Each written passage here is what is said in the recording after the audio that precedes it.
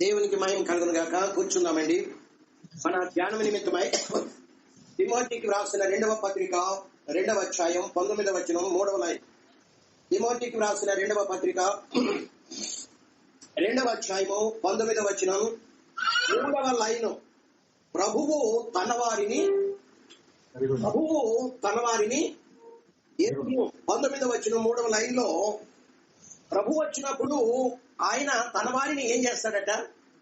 Identify చేస్తాడట కదండి. తనవారెవరో, తనవారు కాని వారెవరో ఆయన గుర్తుపడతాడు. దేవునికి మహిమ కలుగును గాక కదండి. ప్రభువుకు దేవుడు అతి త్వరలో రానయ్యుంటూ ఉన్నాడు. గతంలో ఎన్నోసార్లు చెప్పుకున్నాం.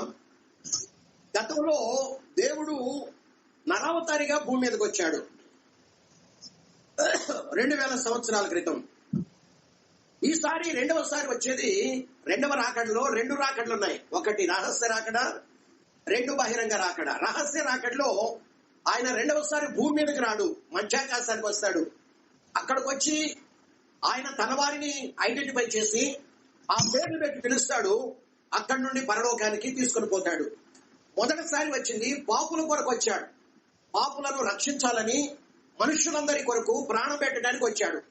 రెండవసారి ఆయన మధ్యాకాశానికి వచ్చేది ఎందుకు అంటే ఆయన పరిశుద్ధులు కొనుక్కోవటానికి. జాగ్రత్తగా గమనించాలి. మొదటిసారి వచ్చిందేమో పాపుల కొరకు ప్రాణం పెట్టి వాళ్ళందరినీ కూడా రక్షించాలని వచ్చాడు. నరకం నుండి, పాపాల నుండి, శాపాల నుండి విడిపించాలని, రక్షించాలని ఆయన తన ప్రాణం పెట్టడానికి భూలోకానికి వచ్చాడు. రెండవసారి అతి త్వరలో రాబోతున్నాడు. ఈసారి వచ్చేది భూమి మీద కాదు, మధ్యాకాశానికి వస్తాడు. ఎందుకు? ఈసారి ఆయన వచ్చేది పాపుల్ని రక్షించడానికి కాదు, రక్షణ ద్వారా ముగించబడుతుంది.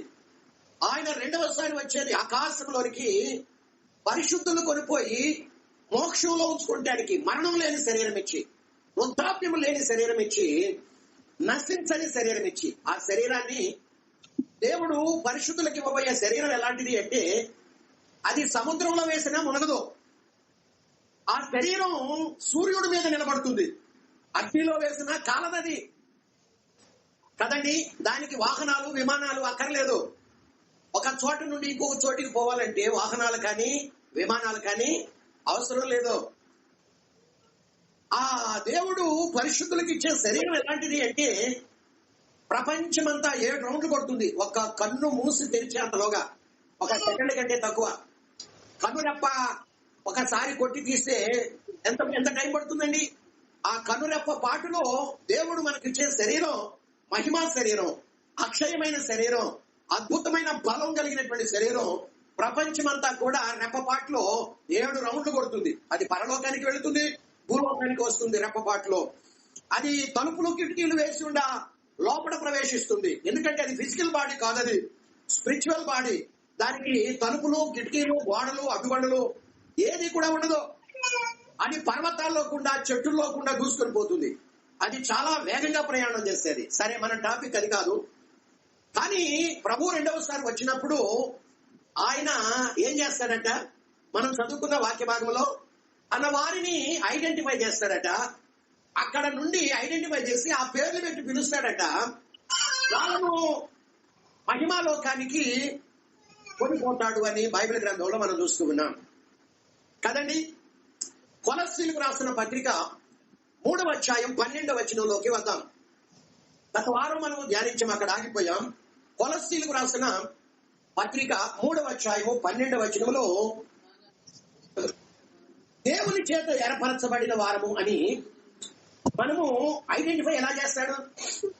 ఏమండి, మనము దేవుని చేత ఏర్పరచిన వాడమని దేవుడు కానీ మనుషులు కానీ మనల్ని ఐడెంటిఫై చేయాలి.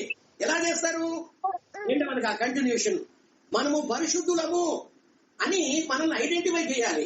ఎలా? దేని ద్వారా? మనము దేవునికి ప్రియులైనటువంటి వారము అని ఈ 3 క్వాలిటీస్ మనలో ఉన్నవని ఎలా ఐడెంటిఫై చేసేది కదండి? ఎలా ఐడెంటిఫై చేసేది అని మనము చూస్తే దాని కంటిన్యూషన్ 12వ వచనం 2వ లైన్ మధ్య నుండి 14వ వచనం వరకు ఇక్కడ కొన్ని గుణాలు ఉన్నాయి. ఈ గుణాలు ఎవరైతే ధరించుకుంటాడో, హృదయంలో అంతరంగ స్వభావంలో ధరించుకొని అలంకరించుకొని వారి జీవితాల్లో కలిగి ఉంటారో వాళ్ళే దేవుని చేత ఏర్పరచబడిన వారని ఐడెంటిఫై చేయొచ్చు. వాళ్ళే పరిశుద్ధులు అని ఐడెంటిఫై చేయొచ్చు. వాళ్ళే దేవునికి ప్రియులైనటువంటి వారు అని ఐడెంటిఫై చేయొచ్చు. ఇవి ఈ 12వ వచనం 2వ లైన్ మధ్య నుండి 14వ వచనంలో ఉన్నటువంటి ఇక్కడ గుణాలు ఎవరైతే ధరించుకొని కలిగి ఉన్నారో, ఎవరైతే అలంకరించుకొని కలిగి ఉన్నారో వాళ్ళని కూడా ఐడెంటిఫై చేయొచ్చు. ఎలా చేయొచ్చు? వీరు దేవుని చేత ఏర్పరచబడిన వారు కారని, వీరు పరిశుద్ధమైన జనాంగం కాదు అని, వీరు దేవునికి ఇష్టం లేని వారని ఐడెంటిఫై చేయొచ్చు. బైబిల్ మనం జాగ్రత్తగా చూస్తే దేవుని సంబంధులు ఉన్నారు, దుష్ట సంబంధులు అంటే అపవాది సంబంధులు ఉన్నారు, వెలుగు సంబంధులు ఉన్నారు, క్రీస్తు సంబంధులు ఉన్నారు, సత్య సంబంధులు ఉన్నారు కదండి. అది చూస్తారా? కాబట్టి మొన్న త్రివిధ దళాధిపతి ఒక ఆయన చనిపోయాడు హెలికాప్టర్ ప్రమాదంలో తమిళనాడులో. ఇంతవరకు ఒక్కొక్క దళానికి ఒక్కొక్క అధిపతి ఉండేవాడు. భూమి మీద యుద్ధాలు చేసే మిలిటరీకి ఒక అధిపతి ఉండేవాడు. సముద్రంలో నుండి యుద్ధాలు చేసే నేవీ దానికి ఒక అధిపతి ఉండేవాడు. పైన విమానాలు, యుద్ధ విమానాలు ఆకాశంలో ఉండి యుద్ధం చేసే ఆ యొక్క దళానికి ఒక అధిపతి ఉండేవాడు. ఈ 3 రకాలైన వాటికి త్రివిధ దళాధిపతి అని రాష్ట్రపతిని పెట్టారు మన భారతదేశంలో. కానీ చుట్టుప్రక్కల దేశాల నుండి చైనా కానీ, ఆఫ్ఘనిస్తాన్ కానీ, పాకిస్తాన్ కానీ, నేపాల్ కానీ చుట్టూ మన దేశం చుట్టూ కొన్ని దేశాలు చుట్టుముట్టి ఉంటున్నాయి. అవి మాటికి కాలు రుగుతున్నాయి భారతదేశం మీదకి. అందుకని మన దేశ ప్రధాని ఏం చేశాడంటే నరేంద్ర మోడీ ఒక పోస్ట్ కొత్తగా క్రియేట్ చేశాడు.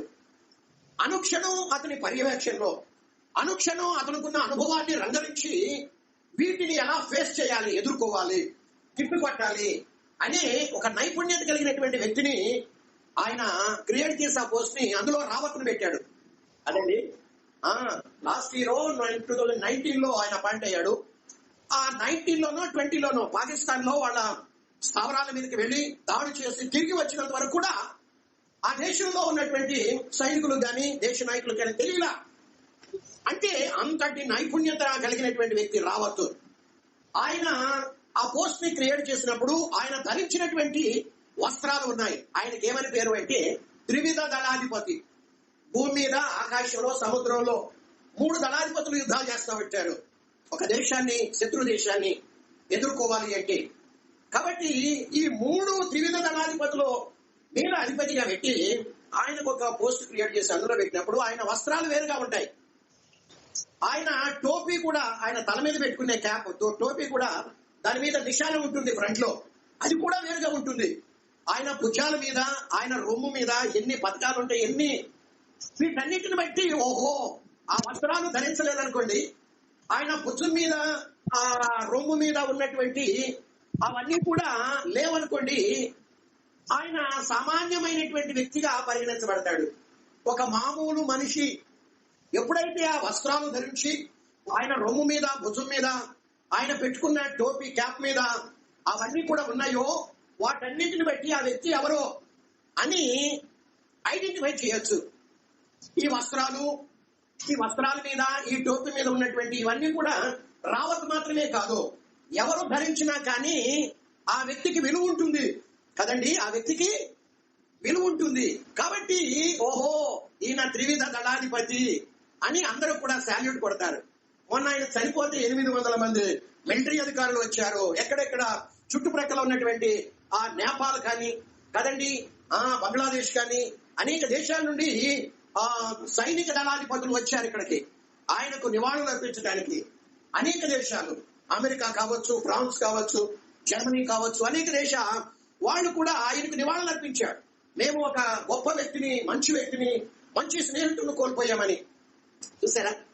కాబట్టి ఐడెంటిఫికేషన్ అనేది ఎలా జరుగుతుంది అంటే మనం ధరించుకునే వాటిని బట్టి, మనం ధరించుకున్న వాటి మీద ఉన్నటువంటి విలువైన వాటిని బట్టి. ఇక్కడ నీవు దేవుని చేత ఏర్పరచబడిన వాడవని, నీవు పరిశుద్ధుడు అని, నీవు దేవునికి ప్రియమైన వాడవని, నిన్ను ఐడెంటిఫై చేయటం ఎలా అని మనం చూసినట్లయితే మనము కొలస్సీ 3:12 రెండవ లైన్ మధ్యలో నుండి 14 వచనాల వరకు కొన్ని గుణాలు కనబడుతున్నాయి. వీటిని ఎవరైతే హృదయమందు అంతరంగ స్వభావములో ధరించుకుంటారో ఇవి మాత్రమే కాదు, మన ఈ 4వ పాయింట్కి మూలవాక్యం 1 పేతురు పత్రిక 3వ అధ్యాయము 4వ వచనములో అక్కడేమనుంది? అణచబడిన గుణం. ఏ గుణం అండి?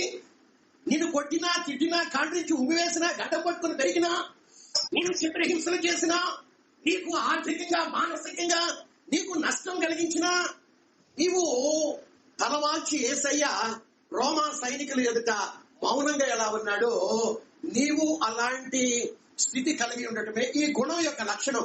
అణచబడిన గుణం. దేవునికి మహిమ కలుగును గాక. దీనత్వము అనే గుణం. ఎవడు దీనుడై తిరిగి నలిగిన హృదయం కలవాడై నా ఎదుట నా మాట విని వణుకుచుంటాడో వాటిని నేను దృష్టించుచున్నాను. దీన మనసు, దీనత్వం. గోవును చూసారా? గోవు గొర్రెను చూసారా? అది తలవాల్చి మౌనం. కసాయివాడు దాని తలను తెగ నరుగుతున్నా కానీ అది తలవాల్చి మౌనంగా ఉంటుంది. ఎందుకయ్యా? ఇదిగో నా తలను తెగ నరుగుతున్నామని తల పైకెత్తి అడగదు. యేసయ్య గుణం అది. ఆయన అంటున్నాడు మత్తయి సువార్త 11:29 నేను దీనుడను సాత్వికుడను కాబట్టి నా కాడిని మీపై వేసుకొని నా యొక్క నేర్చుకోండి. ఆయన ఏ గుణాలైతే కలిగి ఉన్నాడో ఆ గుణాలు ఎవరిలోనైతే ఉంటాయో ఆయన వచ్చే సమయానికి వాళ్ళను ఐడెంటిఫై చేసి వాళ్ళను మాత్రమే కొనిపోయి ఆ మోక్షంలో, ఆ నిత్యత్వంలో, మరణం లేని, వ్యాధి లేని, వృద్ధాప్యం లేని, జీవితానికి ముగింపు లేని ఎటర్నలో ఆయన ఉంచుకుంటానికి రాబోతూ ఉన్నాడు. దేవుని బిడ్డ, నీవైనా నేనైనా ఇప్పుడు మనము పలకబడినటువంటి గుణాల్లో ఏ ఒక్క గుణమైనా మనలో ఉందా? మనము కలిగి ఉన్నామా? మనము ధరించుకున్నామా? మనము అలంకరించుకున్నామా? మనలోనే ఒకసారి వాక్యపు వెలుగులో పరిశీలన చేసుకుందాం.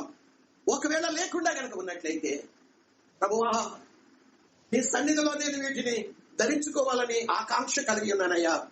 నాకు నీ కృప దాయిచ్చే ప్రభువా, నీ శక్తిని నాకు దాయిచ్చేయ్యా, నీ బలాన్ని నాకు దాయిచ్చే ప్రభువా, దేవా సహాయం చేయనాయన అని ప్రభు సన్నిధిలో మనము వేడుకోవాలని పరిశుద్ధాత్మ దేవుడు మనకు తెలియచేస్తా ఉన్నాడు. దేవునికి మహిమ కలుగును గాక. ఇక్కడ కొలస్సీ పత్రిక 3వ అధ్యాయము 12వ వచనం నుండి 12వ వచనం 2వ లైన్ మధ్య నుండి ఎలాంటి గుణాలు మనము ధరించుకోవాలి? ఎక్కడ ధరించుకోవాలి? మన హృదయమందు, మన అంతరంగ స్వభావమందు వీటిని ధరించుకొని అలంకరించుకుంటే వాళ్ళు దేవుని దృష్టికి ఎలాంటి వారట?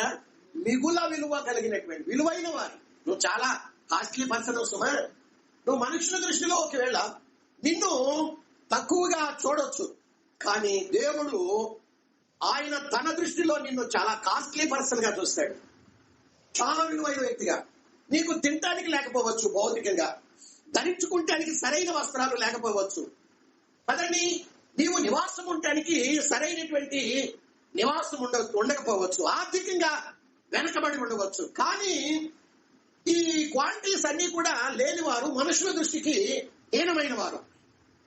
కానీ ఇవి లేకపోయినా ఈ 1 పేతురు 3:4 ఉన్నటువంటి లక్షణాలు, అలాగే ఈ కొలస్సీ 3:12 నుండి 14 వరకు ఉన్నటువంటి గుణాలు ఏ వ్యక్తిలోనైతే ఉంటాయో ఆ వ్యక్తి మిగుల కాస్ట్లీ పర్సన్ దేవుని దృష్టిలో. దేవుడు భౌతికంగా నువ్వు ఏం కలిగి ఉన్నావని చూడు. నీ అంతరంగంలో, ఆంతర్యములో, నీ అంతరంగ స్వభావములో, నీ హృదయంలో ఎలాంటి గుణాలు కలిగి ఉన్నావు అనే దాన్ని బట్టి దేవుడు మనల్ని విలువగా ఎంచుతాడు, ఐడెంటిఫై చేస్తాడు. దేవుని స్తోత్రం. 12వ వచనం 2వ లైన్ నుండి ఏ గుణాలు మనకు కనబడుతున్నాయి? జాలి గల మనస్సు. ఏ మనస్సు అండి? పాటలు పాడుకుంటామట, చక్కగా చప్పట్లు కొడుతూ వాయిద్యాలు వాయించుకుంటూ, కానీ అది పాడే వాళ్ళలో అది ఉండదు. ఏది? జాలి గల మనస్సు అనేది. మనస్సులో జాలి ఉండాలి, మనస్సులో కఠినత్వం కాదు కదండి. మనస్సులో ఏముండాలి? జాలి గల మనస్సు ఎవరిలోనైతే ఉంటుందో ఈ గుణం, వారు దేవుని దృష్టిలో మిగుల విలువ కలిగినటువంటి వారు. జాలి గల ప్రభువా, దీర్ఘశాంతం ప్రేమ కృపయు నిండియుండు ప్రభువా. కృపయు దీర్ఘశాంతం నిండియుండు ప్రభువా నా యేసు రాజా స్తోత్రము, నా యేసు రాజా స్తోత్రము, స్తోత్రము, స్తోత్రము నే జీవించుగాక ప్రభు, స్తోత్రము, స్తోత్రము నే జీవించుగాక ప్రభు. ఏ మనసు కలిగి ఉండాలి? మన ప్రభు ఎలాంటి వాడు చెప్పండి? లెమెంటేషన్. దీని ముయ్యతో మనం ఇక్కడే ఆగిపోవాలి. ఈ వారం కూడా కొలస్సీ పత్రిక నుండి ప్రక్కన తొలగొద్దు. విలాప వాక్యములు పరిశుద్ధ గ్రంథంలో నుండి కొన్ని మాటలు మనము చూద్దాం. విలాప వాక్యాలు. దేవునికి మహిమ కలుగును గాక.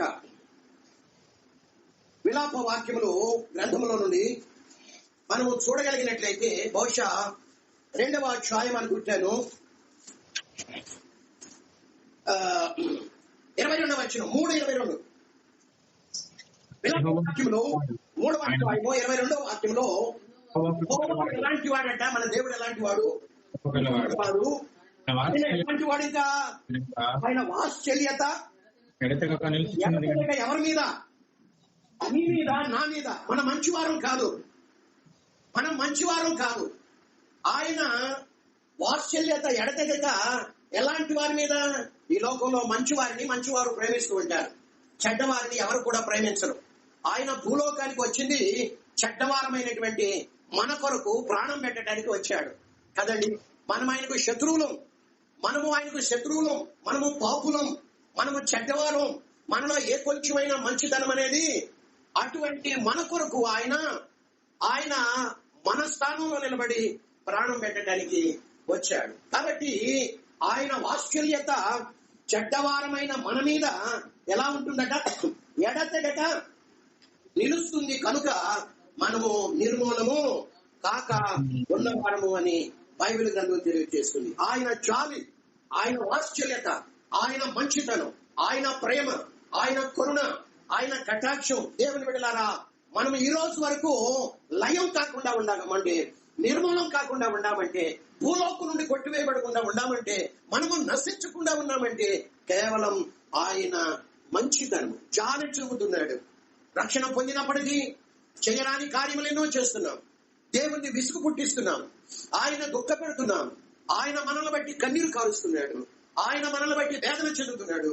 ఈ వ్యక్తిని నేను ఎందుకు సృష్టించానా? ఈ వ్యక్తి కొరకు ఎందుకు నేను రక్తం చిందించి ప్రాణం పెట్టానా? ఇదిగో ఈ వ్యక్తిని నేను ఎందుకు కొరకు రక్షించుకున్నానా?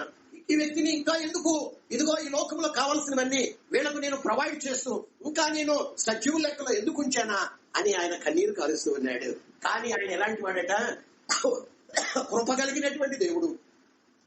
మనము చేసే దోష కృత్యములను సహిస్తూ మనల్ని నిర్మూలన చేయకుండా ఆయన మన ఎడల జాలిని కనబరుస్తూ ఉన్నాడు. దేవుని బిడ్డ, నిన్ను నన్ను ఆయన రక్తంలో కడిగింది ఎందుకు అంటే, ఆయన కుటుంబంలో రక్షించుకొని చేర్చుకుని ఎందుకు అంటే, ఆయనలో ఉన్న గొప్ప గుణాలు మనము కలిగి ధరించుకొని ఎదుటి వాళ్ళ పట్ల మనం ఆ గుణాన్ని కనబరచాలనే ఉద్దేశంతోనే, జాలి లేకుండా కఠిన మనస్సు గనక కలిగి ఉంటే ఆయన తీర్పు తీర్చేటప్పుడు కూడా, రేపు జడ్జిమెంట్ ఇచ్చేటప్పుడు ఆయన కూడా మన ఎడల కఠినంగానే ప్రవర్తిస్తాడు అని సత్యం పరిశుద్ధ గ్రంథంలో మనము చూస్తా ఉన్నాం. ఒకటి జాలి గల మనస్సు, ఇంకా ఏంటి? దయాళుత్వం, వినయం. ఈ వినయం అనే గుణం ఎవరైతే హృదయంలో అంతరంగ స్వభావంలో ధరించుకుంటారో వాళ్ళు కూడా దేవుని దృష్టిలో మిగుల విలువైనటువంటి వారు అని మనం చూస్తున్నాం. యెషయా గ్రంథం చదవనక్కర్లేదు. 57వ అధ్యాయం 15వ వచనంలో 5వ లైన్లో దేవుడైన యెహోవా ఎవరి యొద్ద నివాసం చేస్తాడంట? ఎవరి యొద్ద నివాసం చేస్తాడు? ఆయన వినయము గలవారి యొద్దనే నేను నివాసము చేయుచున్నాను అంటాడు. ఎవరి యొద్ద ఆయన దేవుడు ఎవరి యొద్ద నివాసం ఉంటాడు? వినయము ఎవరిలో అయితే ఉంటుందో, ఎవరి హృదయంలో, ఎవరి అంతరంగ స్వభావంలో ఈ గొప్ప గుణం ఉంటుందో అలాంటి వారి యొద్ద దేవుడు నివాసం. దేవుడే నీలో ఉంటే, దేవుడే నీ ప్రక్కన ఉంటే నీకు ఏదైనా కొనుగోలు ఉంటుందా? ఇంకా మనం చూడగలిగినట్లయితే మనుషుల దృష్టిలో కదండి, సామెతల గ్రంథం అనుకుంటాను. సామెతల గ్రంథంలో మనము చదువుకుంటే దేవునికి మహిమ కలుగును గాక. 15వ అధ్యాయం 33వ వచనం, 15వ అధ్యాయము 33వ వచనం చివరి లైన్లో ఘనతకు ముందు ఏముంటుందట? ఘనతకు ముందు ఏముంటుందండి? వినయం. నీలో గనక వినయం ఉంటే నీకు వెనకాల పడి ఏమొస్తుంది? నీ వెంటబడి ఘనత ఉంటుంది. మనుషుల దృష్టిలో నువ్వు గనురాలుగాను ఉంటావు. నీలో వినయం ఉండాలి తప్ప నీ అంతరంగ స్వభావంలో ఈ వినయము అనే గొప్ప గుణం కనుక నువ్వు కలిగి ఉంటే, ధరించుకుంటే, దీనితో నువ్వు అలంకరించుకుంటే, ముందు వినయం ఉంటే నీ వెంటబడి ఘనత. నీవు గనురాలువు అంటారు. శూన్యమీరాలను గురించి బైబిల్ ఏం చెప్తుంది? గనురాలు కదండి. ఘనత వహించిన థెయోఫిల అపోస్తుల కార్యం 1:1 గాని, లూకా సువార్త 1:1 గాని, ఈ 2 పుస్తకాలు లూకానే రాశాడు. ఆయన ఆనాటి రోమా అధిపతికి, గవర్నర్ కి ఈ 2 పుస్తకాలు రాస్తూ ఏమని సంబోధిస్తున్నాడు? ఘనత వహించిన థెయోఫిల. ఎస్తేరు కాలంలో రాజు అడుగుతున్నాడు, ఒక వ్యక్తిని నేను ఘనపరచాలంటే ఏమేమి చేయాలి అంటే, అక్కడ హామాను అంటున్నాడు, రాజుగారు వేసుకునే వస్త్రాలు, రాజవస్త్రాలు ఆ వ్యక్తికి ధరింపజేసి, రాజుగారు పెట్టుకునే కిరీటం ఆ వ్యక్తి శిరస్సు మీద ధరింపజేసి, రాజుగారు కూర్చునే గుర్రం మీద ఆ వ్యక్తిని కూర్చుండబెట్టి ముందుగా చాటింపు వేయాలి. రాజు ఘనపరచను అపేక్షించువాడు ఇలాగూ చేయబడినహో. అదండి దేవుని దృష్టిలో, మనుషుల దృష్టిలో నీవైనా నేనైనా కనురాలుగా ఉండాలి అంటే ఈ గొప్ప గుణం మనలో ఉండాలి అని బైబిల్ గ్రంథం తెలియజేస్తుంది. ఇంకా ఏంటి? కొలస్సీలకు రాసిన పత్రిక 3వ అధ్యాయం కంటిన్యూషన్ లో మనం చదువుకుంటే, సాత్వికము, వినయము, దీనత్వము, తగ్గింపు మనసు, ఇవన్నీ కూడా కలిపి రంగరిస్తే వచ్చేదే సాత్వికము. ఆయన అంటున్నాడు, నేను దీనుడను, సాత్వికుడను, నన్ను వెంబడించాలనుకుంటున్నాను మీరు, నా సింహాసనం మీద కూర్చొని ఉండాలనుకుంటున్నటువంటి మీరు ఈ సాత్వికాన్ని కలిగి ఉండాలి అని దేవుడైన యెహోవా మాట్లాడుతూ వచ్చి ఉన్నాడు. యేసయ్య మాట్లాడుతూ ఉన్నాడు. దేవుని బిడ్డ, ఈ గుణం మనలో ఉందా? మనకంటే ఇదిగో గొప్ప వ్యక్తి అని మనం ఎదుటి ఉన్నటువంటి వ్యక్తుల్ని గౌరవంగా ఎంచాలి. నేను చిన్నవాడిని, నేను తక్కువ వాడిని, నా ఎదుటి ఉన్నటువంటి వ్యక్తి గొప్ప వ్యక్తి అని ఏ వ్యక్తులైతే తాను తగ్గించుకొని తన మనస్సులో తగ్గింపు కలిగి ఎదుటి వ్యక్తుల్ని గౌరవిస్తూ ఉంటారో, హెచ్చిస్తూ ఉంటారో, అలాంటిదే తగ్గింపు మనస్సు, దీన మనస్సు, వినయ మనస్సు, ఇవన్నీ కూడా రంగరిస్తే వచ్చేది సాత్వికము. కాబట్టి ఈ గుణాన్ని మనం ఏం చేయాలి? ప్రభు రాకడ దినాల్లో ఉంచినటువంటి మనము మన అంతరంగ స్వభావం ముందు ధరించుకోవాలి. అప్పుడే మనము దేవుని దృష్టికి మిగుల విలువ కలిగిన వారముగా ఉంటాము అని బైబిల్ గ్రంథం తెలియజేస్తా ఉంది. అంతేకాకుండా వీటన్నిటిని, ఇవే కాకుండా దీర్ఘశాంతము, శాంతమ్మ అని పేరు పెట్టుకుంటారో వాళ్ళలో శాంతము అనేది కనబడదు కదండి. శాంతారావు అని పేరు పెట్టుకుంటారు, వాళ్ళలో అన్ని కూడా తొందరపాట్లే. శాంతం ఉండదు, కోపము, ఆగ్రహము, తొందరపాటు కదా. పేరు పెట్టుకున్నంత మాత్రాన, పిలిపించుకున్నంత మాత్రాన వాడు శాంతారావు కాలేడు, ఆమె శాంతమ్మ కాదు. కానీ ఈ శాంతము అనేది సుదీర్ఘకాలం. ఈ దీర్ఘశాంతం అనేది ఏం చేస్తుందట? 1 కొరింథీ 13వ అధ్యాయం తర్వాత చదువుకోండి. అది త్వరగా కోపపడదట. ఎవడైనా హాని చేశాడు అనుకుంటే, కీడు చేశాడు అనుకుంటే, నష్టపరిచాడు అనుకుంటే త్వరగా కోపపడదు కదండి. ఏం చేస్తుందట? అది అమర్యాదగా ప్రవర్తించదంట. అది చాలా కాలము, అంటే శ్వాస ఉన్నంత కాలం అది సహిస్తూనే ఉంటుంది, భరిస్తూనే ఉంటుంది.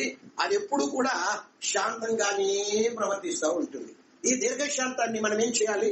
మన అంతరంగమందు ధరించుకున్నప్పుడే పరలోకానికి అర్హులు. ఆయన మనలో ఈ గుణం లేకపోతే, మనలో ఆయన వచ్చినప్పుడు మన అంతరంగ స్వభావం అందు ఇప్పుడు చెప్పబడినటువంటి గుణాలలో ఏ ఒక్క గుణం లేకపోయినా కానీ మిగిలినవన్నీ కలిగి, ఈ దీర్ఘశాంతం అనే ఒక గుణం లేకుండా ఉన్నామనుకోండి, తొందరపడతామనుకోండి, ఆయన వచ్చి మనం కొనిపోయాడు అనుకోండి, పరలోకంలో పరిశుద్ధులందరి పట్ల కూడా అలానే మనం కోపం కోపంతో నిండుకుంటాం, అందరి మీద కోపడతాం కదా, అందరి మీద ఆగ్రహం వ్యక్తపరుస్తాం కదా. దీర్ఘశాంతం లేని వాళ్ళని ఆయన కొనిపోయి ఏం చేస్తాడు? కాబట్టి ఈ క్వాలిటీస్, ఈ గుణాలు మనలో ఉన్నాయో లేవో దేవుని బిడ్డలారా మనమందరము కూడాను మనలో ప్రశ్నించుకుందాం. మనము దేవుని వాక్యపు వెలుగులో మన హృదయాలను పరిశీలన చేసుకుందాం. ఇంకా మనం చూసినట్లయితే 13వ వచనంలో ఎవడైనా తనకు హాని చేశాడు అనుకుంటే ఏం చేయాలంట? సహించాలంట. పాస్టర్ గారు మీరు భలేవాళ్ళండి, నేను నెల రోజుల నుండి సహిస్తున్నా, అవతల వ్యక్తి టర్ర అంటనే ఉన్నారు, వాళ్ళు సహించట్లేదు కదండి, వాళ్ళు నన్ను క్షమించట్లేదు కదండి, నేనెందుకు సహించాలి, నేనెందుకు క్షమించాలండి? వాడు నరకానికి పోతాడు, నువ్వు పోతావా? వాడు పోతాడు, వాడిని బట్టి నీకెందుకు? బైబిల్ ఏం చెప్తుంది? బైబిల్ నేను ఎలా ఉండమని చెప్తుంది, ఎలా నడుచుకోమని చెప్తుంది. పరలోకానికి పోవాలనుకున్నప్పుడు నీవు సహించాలి, భరించాలి, క్షమించాలి, ప్రేమించాలి. ఈ గుణాలన్నీ కూడా మనలో కలిగి ఉన్నప్పుడే మనం నిశ్చయముగా పరలోకానికి అర్హులం. ఆయన దృష్టిలో, ఆయన వచ్చినప్పుడు ఆయన దృష్టిలో ఎలాంటి వారిని కొనిపోవటానికి రాబోతున్నాడు అంటే ఇప్పుడు చెప్పబడినటువంటి గుణాలు మనలో కలిగి ఉన్నప్పుడే మనము పరలోకానికి కొనిపోతాడనే సత్యం మనము చూస్తూ ఉన్నాం. ఇంకా మనము చదువుకుంటే ఈ 13వ వచనంలో ఒకరినొకడు సహించుచు ఒకరినొకడు ఏం చేయాలి? సహించాలి, క్షమించాలి. ఎలా క్షమించాలి? ప్రభు మిమ్మును క్షమించిన ప్రకారము మీరును ఎలా క్షమించాలంటండి? ఎలా క్షమించాలి మాట్లాడేవండి. క్షమించాలని లేదా? సహించాలని లేదా? ప్రేమించాలని లేదా? పాస్టర్ గారు మీరు ఎప్పుడు చూసినా అది ఎక్కువగా మాట్లాడుతూ ఉంటారు, దాన్ని అందరూ కత్తిరించేయండి బైబిల్, అసలు మీకు కనబడకుండా. అదే వాడు ఈ భూమి మీద లేకపోలేదు. కాబట్టి దేవుని బిడ్డలారా మనము సహించాలి. ఎదుటి వ్యక్తి మన కీడు చేస్తున్న నష్టం, వాడే క్రైస్తవుడు, వాడే దేవుని దృష్టిలో విలువైన, సహించేవాడే, భరించేవాడే, క్షమించేవాడే, ప్రేమించేవాడే దేవుని దృష్టిలో. ఎలా క్షమించాలో ప్రభు మిమ్మును క్షమించిన లాగున మీరును క్షమించాలి అని బైబిల్ చెప్తుంది. ప్రభు అక్కడ ఆలస్యమైతే మనందరం తిరిగి కలుసుకుంటే వచ్చే వారం దీన్ని మనము పొడిగించుకోవడానికి ప్రయత్నం చేద్దాం. తలలు వంచండి. ఒక్క వాక్యం, దానికంటే ముందు ఒక్క వాక్యం, ప్రభు మిమ్మును క్షమించిన లాగున మీరును ఒకరినొకడు క్షమించండి. మత్తయి సువార్త చదివి వదిలేద్దాం. 18వ అధ్యాయం 33వ వచనం. 18వ అధ్యాయం 33వ వచనంలో నేను నిన్ను కరుణించిన ప్రకారం, నేను నిన్ను క్షమించిన ప్రకారం నీవును నీ తోడి దాసుని కరుణించవలసి ఉన్నది కదా, క్షమించవలసి